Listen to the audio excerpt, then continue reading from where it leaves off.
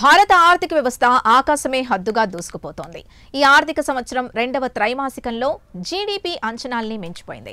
సెప్టెంబర్తో ముగిసిన త్రైమాసికంలో స్థూల దేశీయోత్పత్తి లేదా జీడీపీ రికార్డు స్థాయిలో 8.2% సాధించింది. ఆర్థికవేత్తలతో పాటు రిజర్వ్ బ్యాంక్ అంచనాల్ని దాటిపోయింది. గత 6 త్రైమాసికాలతో పోల్చుకుంటే సెప్టెంబర్తో ముగిసిన త్రైమాసికంలోనే అత్యధిక జీడీపీ వృద్ధి రేటు 8.2% నమోదు చేయడం విశేషం. మరి భారత ఆర్థిక వ్యవస్థ అంచనాల్ని మించిపోవడానికి గల కారణాలేంటో ప్రత్యేక కథనంలో తెలుసుకుందాం.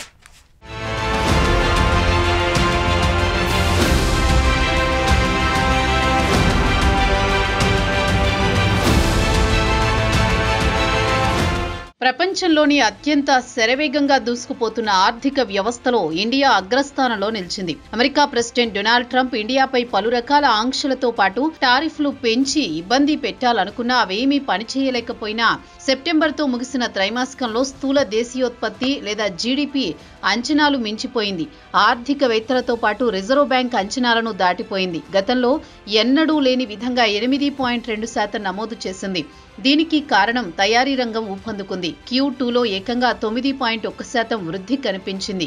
అదే క్రితం ఏడాది ఇదే త్రైమాసికంలో కేవలం 2.2% వృద్ధి మాత్రమే సాధించింది. వృద్ధి రేటు పెరగడానికి కారణం ద్రవ్యోల్బణం అదుపులో ఉండడంతో పాటు దేశీయంగా డిమాండ్ పెరగడం. దీంతో పాటు ప్రభుత్వం కూడా ప్రాజెక్టులపై పెద్ద ఎత్తున వ్యయం చేయడంతో తయారీ రంగం ఆకాశమే హద్దుగా దూసుకుపోయిందని కేంద్ర గణాంకాల కార్యాలయం శుక్రవారం నాడు Q2 ఫలితాలు విడుదల చేసిన సందర్భంగా తెలిపింది.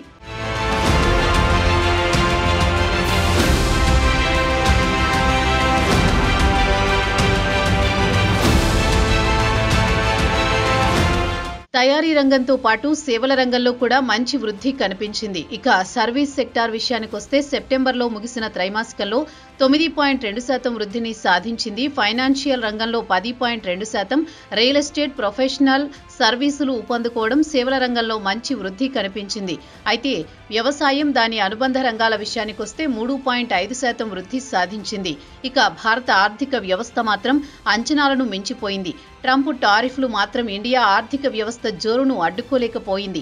కాగా ఈ ఆర్థిక సంవత్సరం మొదటి త్రైమాసికంలో అంటే ఏప్రిల్ నుంచి జూన్ త్రైమాసికంలో 7.8 జీడీపీ వృద్ధి రేటును సాధించింది. దీంతో ఈ ఆర్థిక సంవత్సరం ప్రథమార్థానికి చూస్తే సరాసరి 8% వృద్ధి రేటు సాధించినట్టు లెక్క.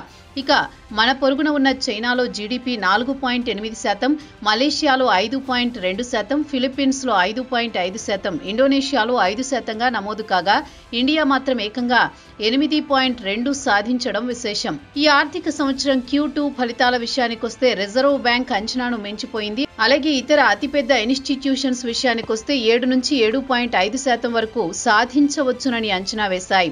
రాయిటర్స్ 7.3%, ఆర్బీఐ 7%, ఎస్బీఐ 7.5% అంచనా వేసినా దాన్ని కూడా అధిగమించాయి. తాజా జీడీపీ గణాంకాలపై చీఫ్ ఎకనామిక్ అడ్వైజర్ వి అనంత నాగేశ్వరన్ ఈ ఆర్థిక సంవత్సరం అంటే 2025-26లో సరాసరి 7% వృద్ధి రేటును సాధించవచ్చునని అంచనా వేశారు. కాగా ఎకనామిక్ సర్వేలు మాత్రం ఈ ఆర్థిక సంవత్సరం 6.3% నుంచి 6.8% వరకు సాధించవచ్చునని అంచనా వేశాయి. అయితే ఆ అంచనాలను సునాయాసంగా దాటిపోవచ్చునని ఆయన ఆశాభావం వ్యక్తం చేశారు. అలాగే ఈ ఆర్థిక సంవత్సరంలో ఇండియన్ జీడీపీ 4 ట్రిలియన్ మార్కులను సాధించవచ్చునని చెప్పారు. ఇండియన్ కరెన్సీ ప్రకారం చెప్పుకోవాలంటే 350 లక్షల కోట్లుగా చెప్పుకోవచ్చు. ఇక అనంత నాగేశ్వరన్ చెప్పేదేమంటే భౌగోళిక రాజకీయ పరిస్థితులు ఒడిదుడుకులతో కొట్టుమిట్టాడుతున్నాయి. ఉదాహరణకు చెప్పుకోవాలంటే ట్రంప్ ఒకవైపు అత్యధికంగా 50% టారిఫ్ పెంచాడు. అదే సమయంలో గాజా ఇజ్రాయెల్ యుద్ధం, మరోవైపు రష్యా ఉక్రెయిన్ యుద్ధం కొనసాగినా ఇండియా ఎకానమీ మాత్రం స్థిరంగా దూసుకుపోతోందని ఆయన మీడియాతో మాట్లాడుతూ అన్నారు. తాజా జీడీపీ గణాంకాల పట్ల ప్రధాని మోదీ కూడా సంతోషం వ్యక్తం చేశారు. వృద్ధి రేటు సాధించడానికి ప్రభుత్వం తీసుకువచ్చిన సంస్కరణలే కారణమని అన్నారు. దీంతో పాటు పారిశ్రామికవేత్తల నుంచి వ్యాపారుల వరకు ప్రజలు కూడా బాగా కష్టపడినందుకు మంచి వృద్ధి రేటును సాధించామని అన్నారు. తమ ప్రభుత్వం భవిష్యత్తులో మరిన్ని సంస్కరణలు తీసుకువస్తుందని మోదీ ఎక్స్లో పోస్టు పెట్టారు. ప్రతి ఒక్క పౌరుడి జీవితం మెరుగుపడేలా చర్యలు తీసుకుంటామన్నారు. ఇక ఆర్థిక మంత్రి నిర్మలా సీతారామన్ కూడా వృద్ధి రేటు పెరగడానికి ప్రధాన కారణం ప్రభుత్వం పెద్ద ఎత్తున మూలధనం వ్యయం చేస్తుందని, అలాగే పలు సంస్కరణలకు శ్రీకారం చుట్టడంతో పాటు సులభతర వాణిజ్యం లేదా ఈజ్ ఆఫ్ డూయింగ్ బిజినెస్ మెరుగుపడడం వల్ల మంచి ఫలితాలు సాధించామని వివరించారు.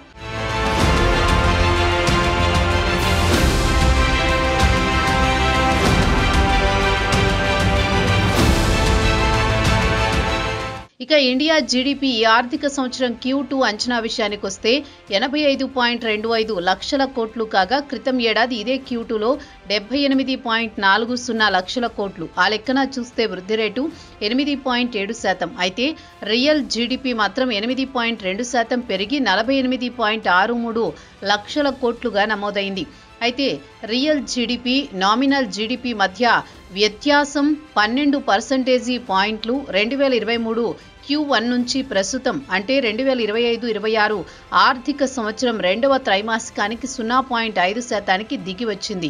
ద్రవ్యోల్బణం గణనీయంగా తగ్గడంతో పాటు గ్రాస్ వాల్యూ యాడెడ్ లేదా GVA 7 త్రైమాసికాల్లో అత్యధికంగా 8.1% వృద్ధి నమోదు కావడం, దీంతో పాటు అన్ని రంగాలు పుంజుకోవడం, అలాగే జీడీపీకి GVAకి మధ్య గ్రోత్ తగ్గడం, అలాగే దేశంలో ఆర్థిక పరమైన వ్యవహారాలు పుంజుకోవడం, అదే సమయంలో డిమాండ్ సప్లై మెరుగుపడడం, పన్ను వసూళ్లు మెరుగుపడడంతో Q2లో జీడీపీ అంచనాలను మించిపోయిందని ఆర్థిక నిపుణులు చెబుతున్నారు. ఇక ఇండియా జీడీపీ 2019లో అత్యంత కనిష్టానికి పడిపోయింది. ఒకవైపు ద్రవ్యలోటు, మరోవైపు అప్పులు, కరెంటు ఖాతా లోటుతో ప్రభుత్వం ద్రవ్యలోటు అదుపు లక్ష్యాన్ని కూడా చేరుకోలేకపోయిందని ఆర్థికవేత్తలు చెబుతున్నారు. ప్రభుత్వం శరవేగంగా సంస్కరణలు అమలు చేయడంతో, విదేశీ పెట్టుబడులను పెద్ద ఎత్తున ఆకర్షించడంతో క్రమంగా దేశ ఆర్థిక వ్యవస్థ పుంజుకుంది. అయితే ఇటీవల అమెరికా ప్రెసిడెంట్ ఇండియాపై పెద్ద ఎత్తున టారిఫ్ బాదడం దేశంలోని కొన్ని సెక్టార్లు సంక్షోభంలో పడ్డాయి. టెక్స్టైల్స్ తో పాటు జెమ్స్ అండ్ జ్యువెలరీ, ఆక్వా రంగాలు సంక్షోభంలో కూరుకుపోయాయి. అయితే ప్రభుత్వం ఈ సంక్షోభం నుంచి గట్టెక్కడానికి జీఎస్టీలో కొన్ని పన్నులు తగ్గించింది. దీంతో కొన్ని రంగాలకు లబ్ధి చేకూరింది. దాని ప్రభావం Q2 ఫలితాలపై కనిపించింది. ప్రస్తుతం ప్రపంచంలోని అన్ని దేశాలు ఆర్థికంగా ఇబ్బందులు పడుతున్నాయి. ఆ లెక్కన చూస్తే ఇండియా ప్రపంచంలోనే శరవేగంగా దూసుకుపోతున్న ఆర్థిక వ్యవస్థగా చెప్పుకోవచ్చు.